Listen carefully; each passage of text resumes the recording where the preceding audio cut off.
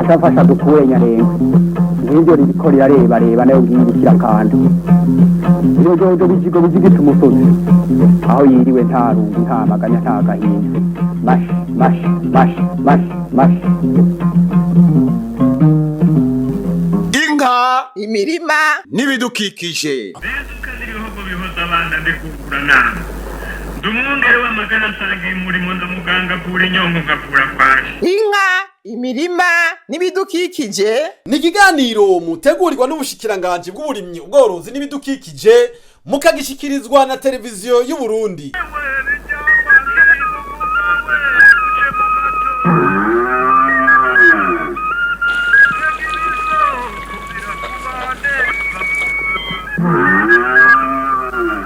turime tworore kijambere Tubungabunga ibidukikije. Ivu ibidukikije amaboko y'abantu n'imbuto nivyo bintu vya mbere bituma igihugu gishaka gutera imbere mu bijanye n'uburimyi.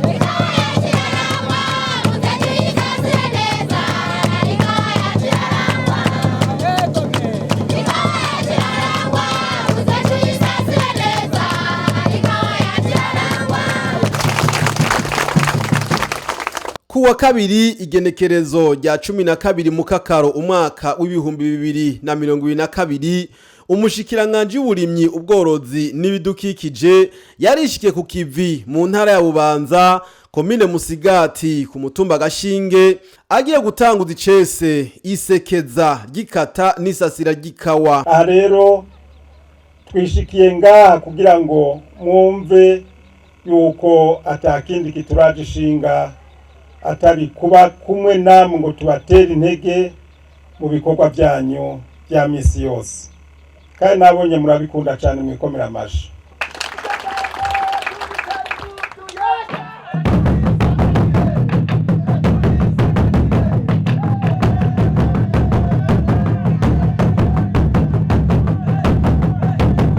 Ivyo birori vyari vyitabwe n'abajejwe intwaro harimwo buramatari w'iyo ntara ya Bubanza, abakozi bakuru bo mu Bushikiranganji bw'uburimyi ubworozi n'ibidukikije harimwo nabo muri Odeka n'abene gihugu.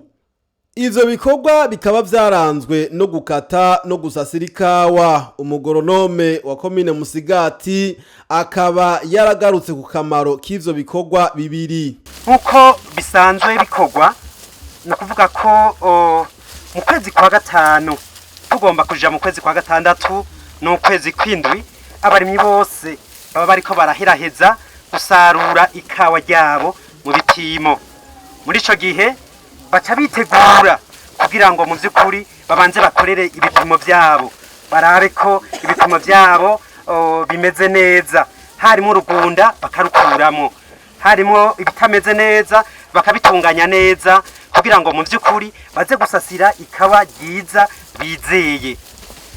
Rero tuba tugiye mu gihe cyo muci, ico gihe ni gihe mu vy'ukuri tuza gusanga imisozi myinshi iri kiragaduka, ahandi tutibagiye n'ibipimo vyacu ushobora gusanga navyo nyene biriko biratakaza kabombera kuko mu vy'ukuri bitaba bifutse.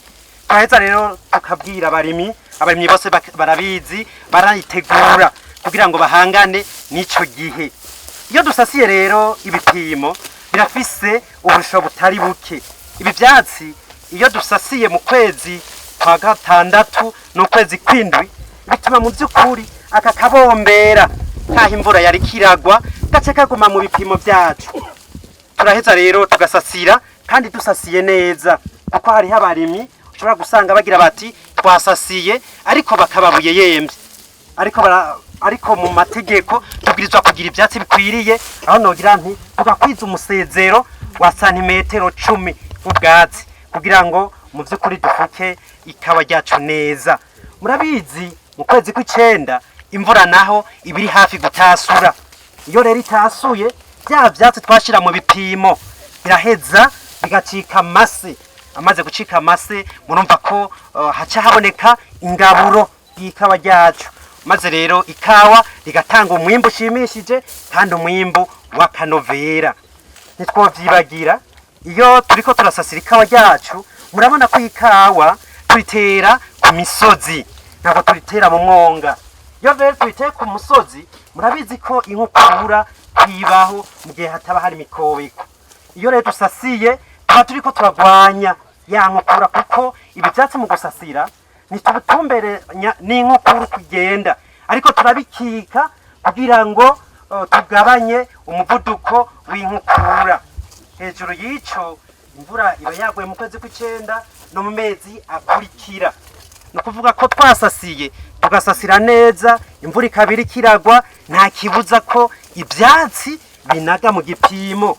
Ariko iyo twasasiye biratuma bya byatsi byagomba kumera mu bipimo bitashobora kumera, kuko mu by'ukuri tuba twasasiye ntaho bishobora gukurira. Maze rero umurimyi yasasiye igipimo ciwe, yamahera yari kugumiza mu gipimo agira ati abagarira ibipimo aciyakoresha ibindi. Murumva ko haca haba akarusho ka mbere. Nivyo rero nagomba nce ngirwa ko ndabereka mu by'ukuri uko baheza bakabitunganya. Turiko turasasira turibarabara ko duhava dukoza bino vyatsi byacu ku giti c'ikawa, kuko iyo dushikanye ibisasizo byacu ku giti c'ikawa bituma haca haba imigera y'indwara ishobora kwinyegeza muri bino vyatsi, cyangwa ugasanga ubukoko bushobora konona igiterwa burarosa aho bwinyegeza. Turagerageza tukegeza inyuma kuri hagati, uragereranya santimetero 30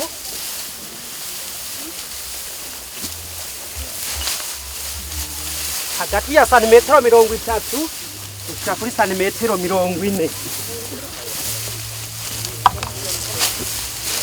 Iyo kawa y'Uburundi yaraduze iteka akaranga n'uburyohe, ikawa yacu irakaramba.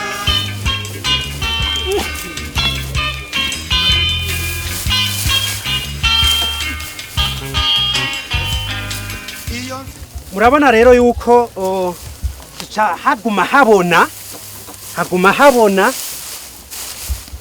nta binyegeri cyangwa ibindi bikoko bishobora kwinyegeza hano hantu kugira ngo bishobore kutwononera igiterwa cacu.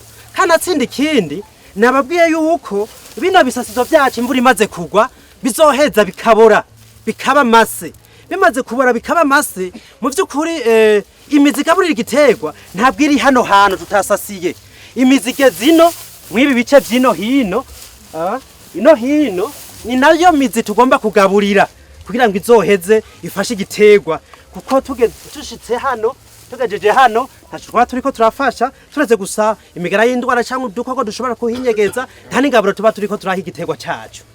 Iyo umurimyi afise ivyatsi bibora n'ingoga biraba byiza gusumba, ariko tugira duti umuntu yoba afise ibihunda ni byatsi byiza cyane, kuko byo bibora mu mwanya muto kandi nabyo biratanga ibyunyunyu gusumba. Ivyo rero twobishira imbere gusumba ibibindi, kandi tukishiramo cyane gusasiza ibyatsi bibora, kuko nk'ishinge nka bijya bintu by'ibishurushuru bijya bintu ntibiheza ngo bibore vuba, ntibiheza rero ngo bibore bicakagurike bibe amase, uza gusanga ataco turiko turafasha. Two kwibarabara rero gukoresha ivyatsi bibora kandi bikabora mu mwanya mutoya. Yagiriye ko yerekana uko ikawa bazikata mu kuzica amanimba n'akamaro kavyo. Iyo umurimyi abonye neza ko mu by'ukuri umwimbu yahora aronka atari wari kararonka no munsi, aca rero yishiramwo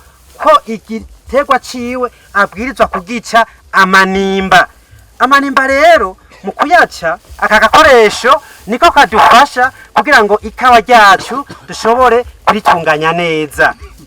Tuba twabonye mu by'ukuri ko ikawa ryacu ubwa mbere riba ririko rirasaza, ubwa kabiri kandi tuba twabonye ko ikawa ryacu twahejeje kuryamura ryagiyeko.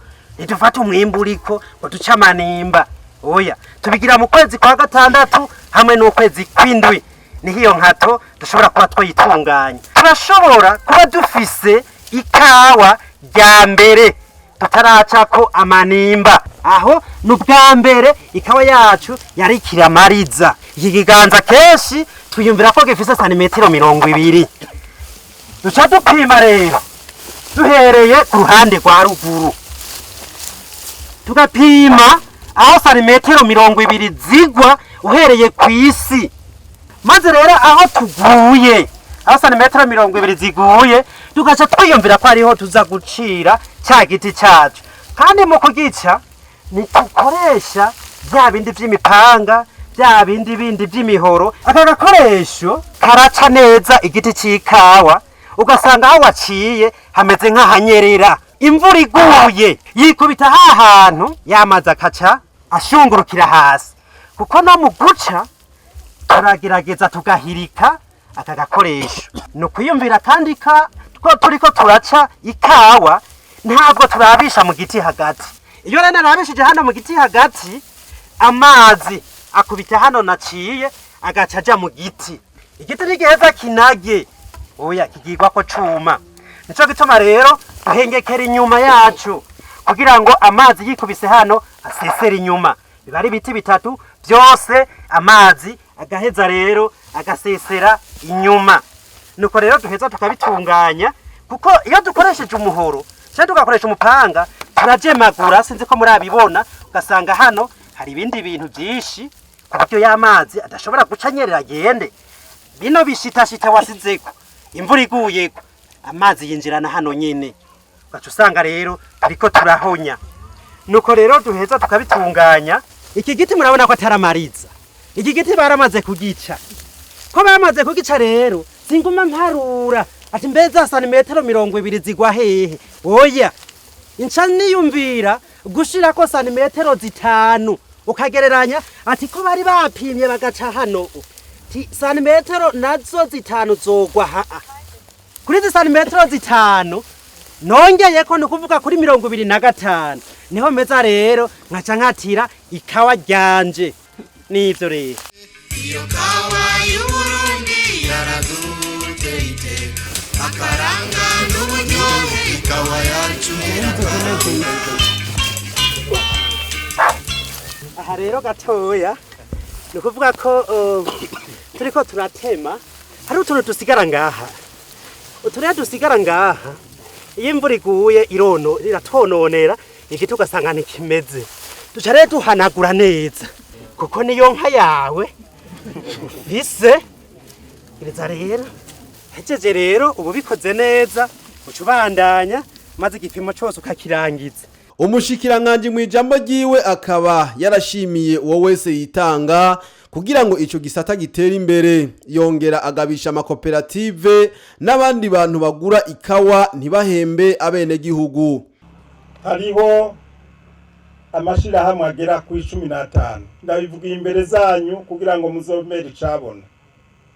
Kandi buramatari na buyobozi mukuru w'ikigodeka avyumve ko aba bantu tubagabishije kuko bariko barajya imitsi abene gihugu. Ndabavuga ku mugaragaro, hariho Sopo Cafe Musigati, hariho Inyo Abahizi, hariho Kokoka, hariho koperative Muco w'ikawa, hariho koperative Kanura Tubone Kure Uyengero, hariho koperative Amajambere n'ikawa, koperative Nyarunazi, koperative Ubwiza bw'ikawa, koperative Dohorera abarimyi, koperative Tuvugira ikawa, koperative Yagiye,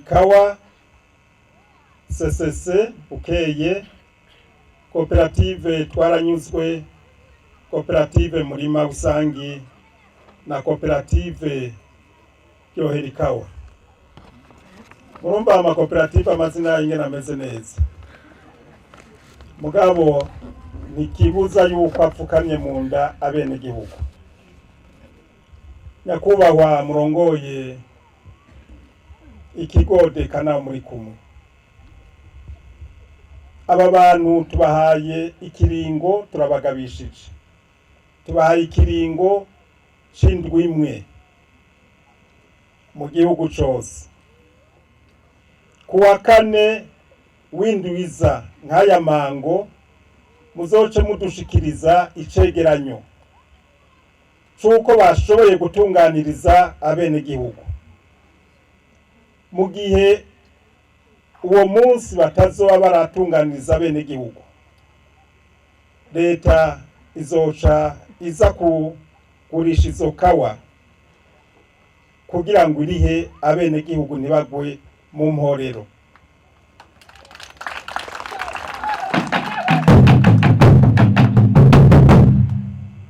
Kandi nta kinya tuzogira, tuzoca tubafuta muri kino gisata c'ikawa. Si ubwa mbere tubigira, twama twabigize, sinarinzi yuko wosubira kuba ibigaba nk'ibi. Imvugo yajanye n'ingiro mu kiganiro umushikiranganji yaremesheje kw'igenekerezo rya 22 mu kakaro umwaka wa 2022 yarashikirije ingingo zigiye gufatirwa ayo mashirahamwe yose atakurikije amasezerano. Twaragabishije abo bose batarahemba abarimyi bateko babahe n'inyongera bijanye n'isizeni y'umwaka wa 2021 ushira umwaka wa 2022 ko tubahaye indwimwe kugira ngo bitunganye.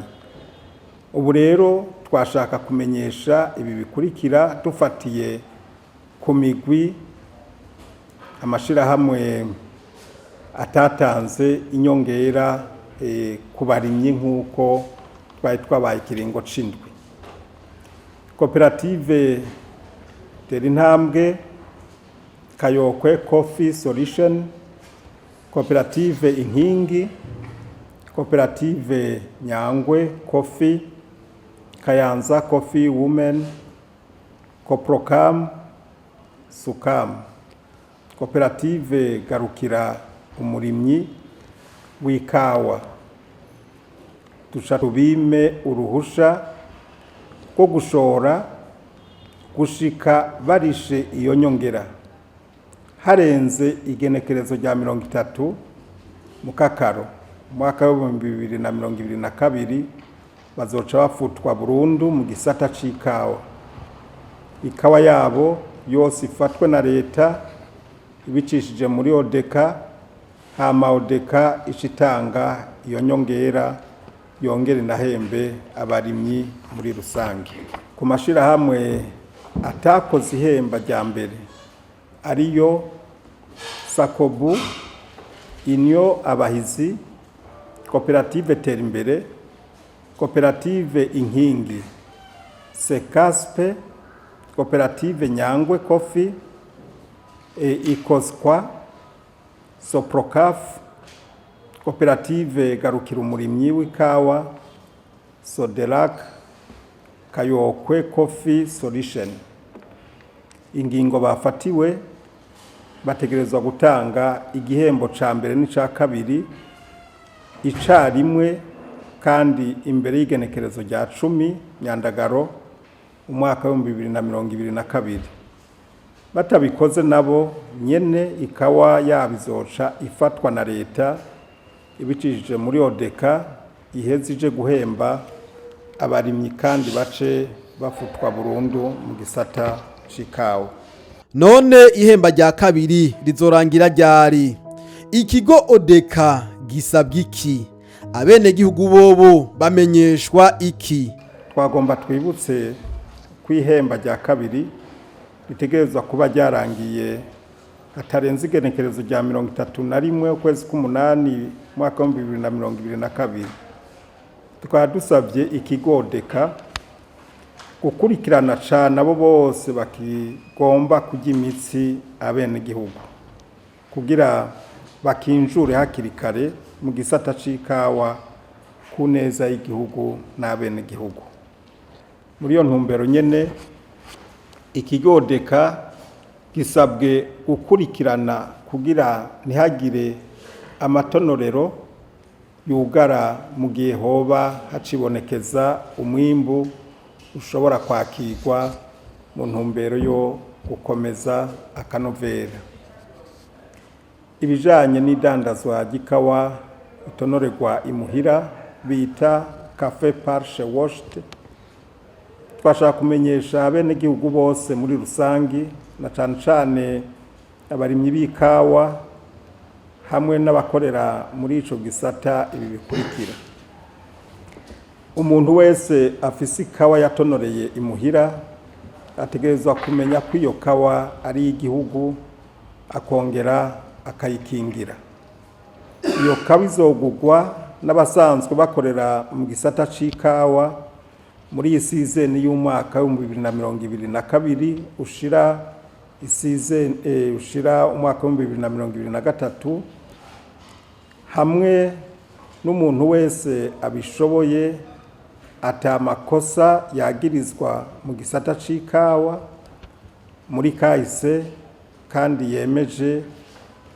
yiyemeje gukurikiza amategeko ajanye no guhingura no kudandaza ikawa. Uwifuza kugura iyo kawa ategerezwa kubanza gusaba uruhusha urwego odeka ashiriweko umukono na musitanteri wa komine azokoreramo.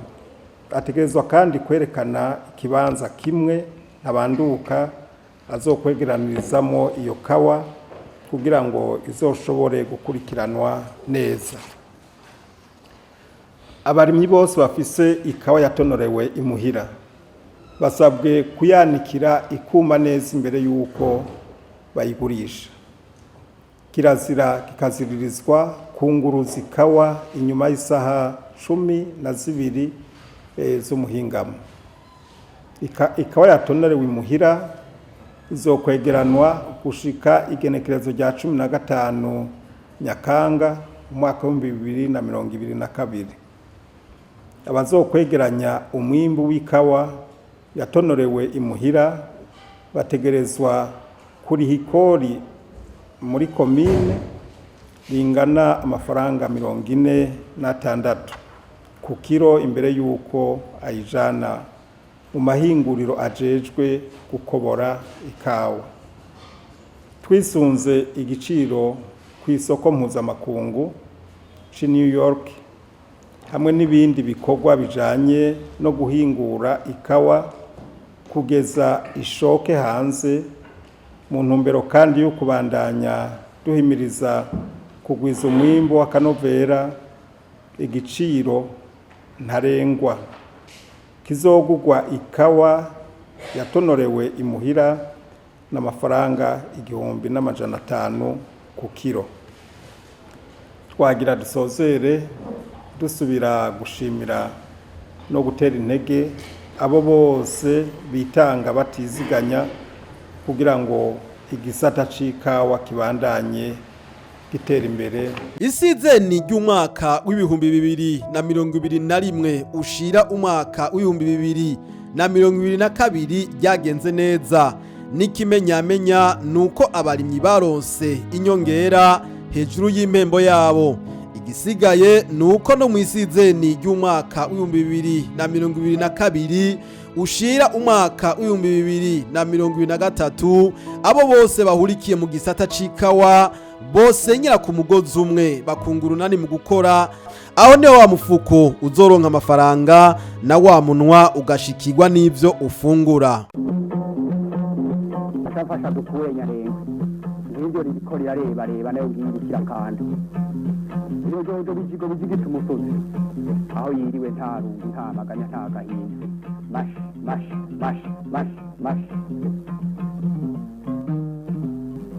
inka imirima n'ibidukikije. Bezuka n'ibihugu bihoza abana ndikukura nama ndumwungere w'amagana nsangiye umurimo ndamuganga kuri nyongo ngakura kwaje. inka imirima n'ibidukikije Ni ikiganiro mutegurirwa n'Umushikiranganji bw'uburimyi ubworozi n'ibidukikije mukagishikirizwa na televiziyo y'u Burundi.